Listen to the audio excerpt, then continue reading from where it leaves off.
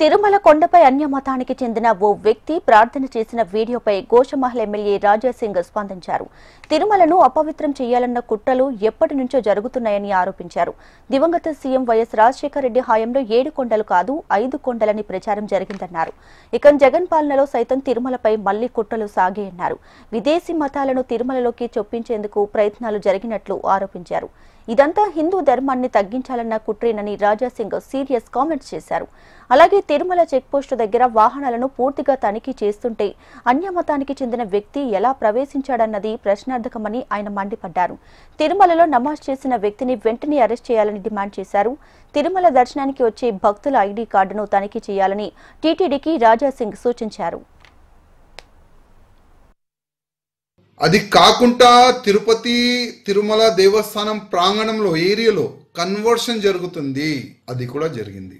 అది కాకుండా వేరే మతమోలు గుడి ప్రాంగణంలో పనిచేస్తున్నారు, జాబ్లు తీసుకుంటున్నారు, అట్లాంటి కూడా కొన్ని ఇష్యూస్ జరిగినాయి. ఇప్పుడు కొత్తగా ఒక ఇష్యూ, ఒక వీడియో వైరల్ అవుతుంది. ఒక ముస్లిం సమాజానికి చెందిన ఒక వ్యక్తి తిరుమల అట్లాంటి కొండ పైన నమాజ్ చదువుతున్న అట్లాంటి ఒక వీడియో వైరల్ అవుతుంది. నేను చాలాసార్లు తిరుపతి తిరుమల వెళ్తా, మధ్యలో ఒక చెక్ పోస్ట్ ఉంటుంది.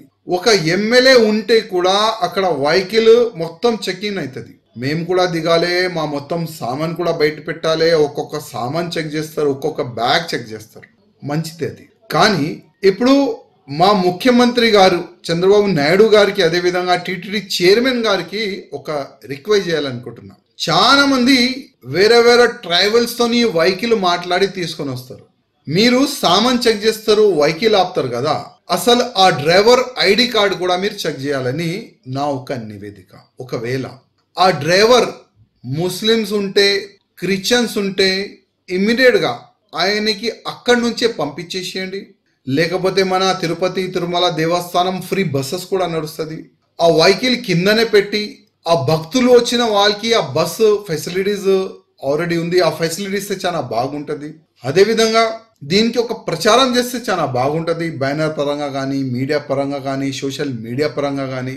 వేరే మతములు డ్రైవర్లు కూడా ఉంటే తిరుమల కొండ పైన ఎంట్రీ లేదు, అట్లాంటి కూడా ప్రచారం చేస్తే చాలా బాగుంటుందని నేను టీటీడీ చైర్మన్ గారికి ఒక రిక్వెస్ట్ చేస్తున్నా.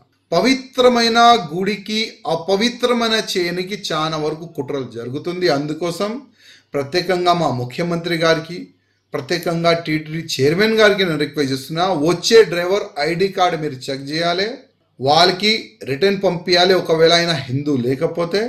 అదేవిధంగా ఈ వీడియో వైరల్ అవుతున్న ఆ వ్యక్తిని దూడాలండి, చూడండి ఏ వెహికల్ వచ్చిండు, ఎవరు ఏం సంగతి, ఆయనకి అరెస్ట్ చేసి జైలుకి పంపిస్తే మళ్ళొక్క వ్యక్తి ఇట్లాంటి పని చేయరు. నేను ఆ విధంగానే అనుకుంటున్నా.